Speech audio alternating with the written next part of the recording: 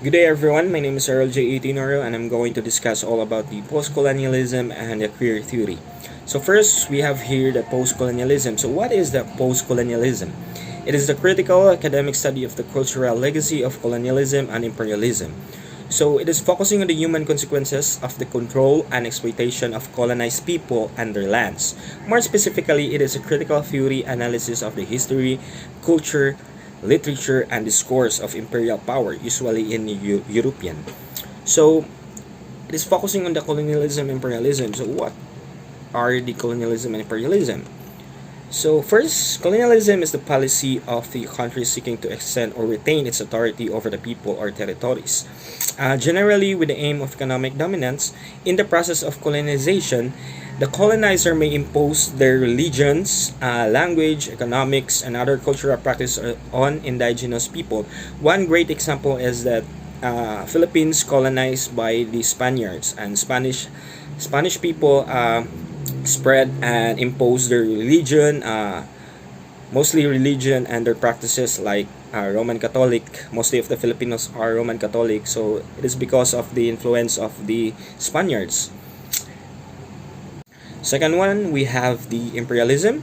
Imperialism is a policy or ideology of extending the rule over peoples and other countries. It is extending political, economic access, power, control through the use of hard power, especially military forces. One of the great example is that the United States of America gained control of the Philippines because of the existing Spanish-American War inside the territory of the Philippines, and also the United States used indirect rule to colonize people, and they were also given a government itself. Although imperialism and colonialism is focusing on the suppression of one another, if colonialism refers to the process of a country taking physical control of one another, on the other hand, imperialism refers to the political and monetary dominance, either formally or informally. So moreover, few colonies remain remote from their mother country. It's because no one ever colonized their country. There are lots of countries that never been colonized. For example, Thailand, Iran, Saudi Arabia, and especially China. Next slide. When did postcolonialism begin? So it is the year where the postcolonialism started. So while the field of postcolonial studies only began taking shape in the late 1970s and early 1980s, numerous fiction writers began publishing work in the decades following World War II. So one of the most significant postcolonial novels to emerge or to expose in this era was Chinua Achebe's Things Fall Apart.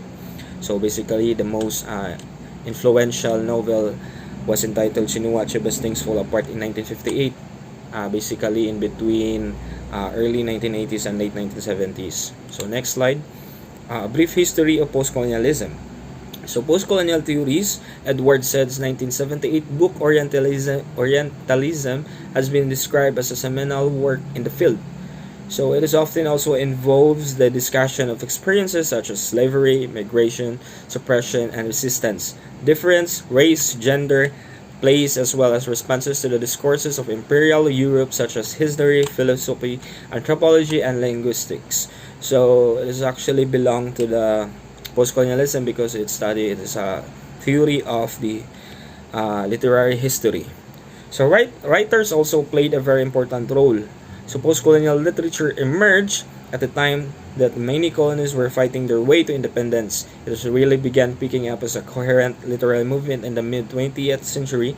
Many classic postcolonial texts were published between 1950s and 1990s. So 1950s, 1959 was actually Chinua Achebe's Things Fall Apart.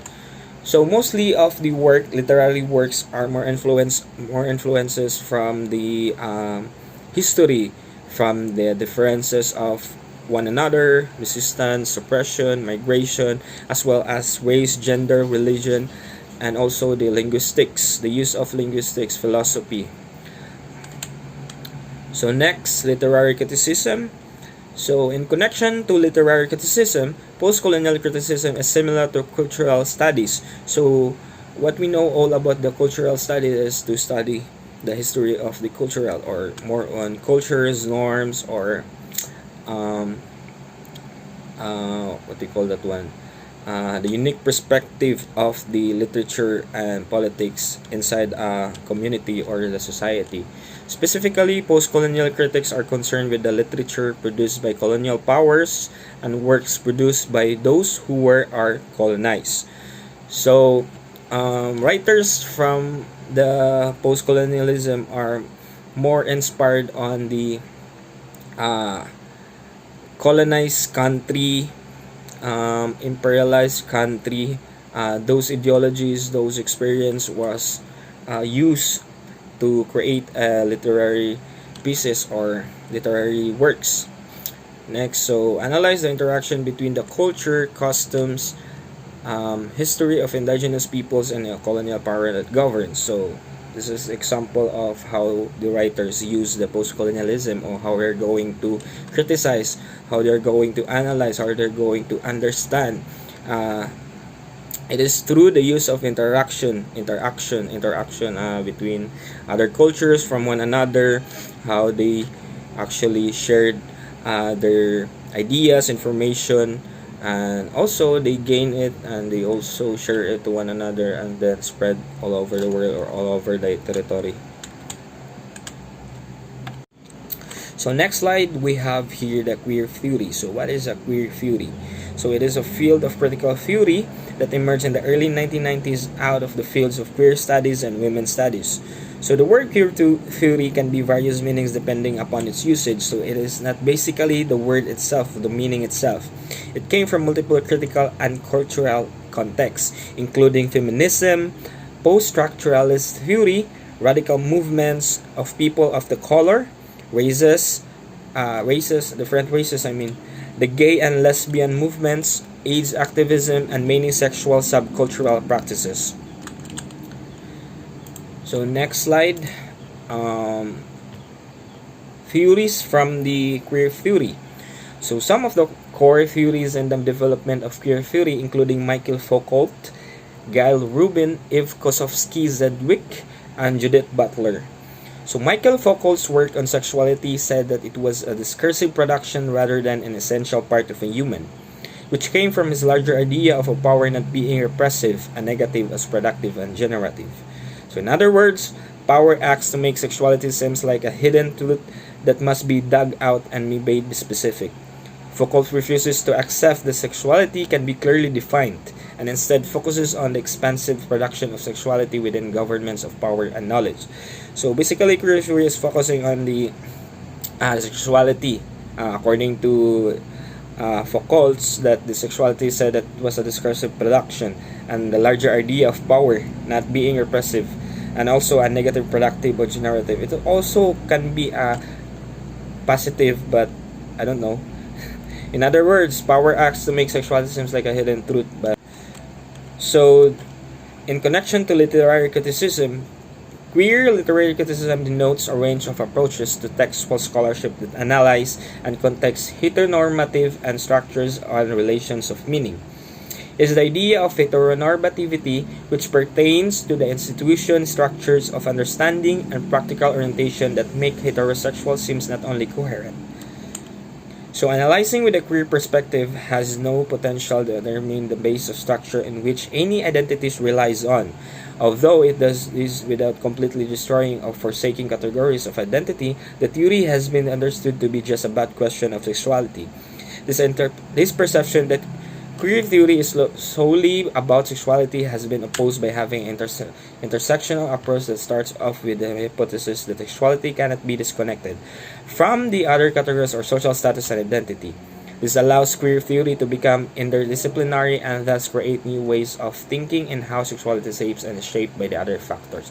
So that was queer theory implication. So in short, queer theory is more focusing on the sexuality of the human, the gender, the races, different colors.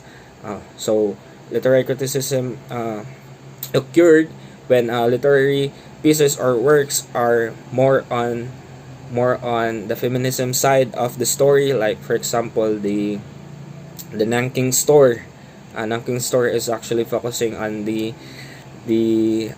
girl, the feminism way, or the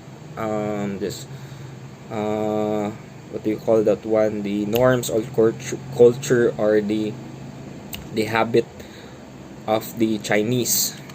So there are lots of literary pieces that can be categorized as the queer theory, but more important is that queer theory is more focusing on the post-structuralist theory, and mostly built in critical and cultural context. Thank you for listening, everyone, and have a good day.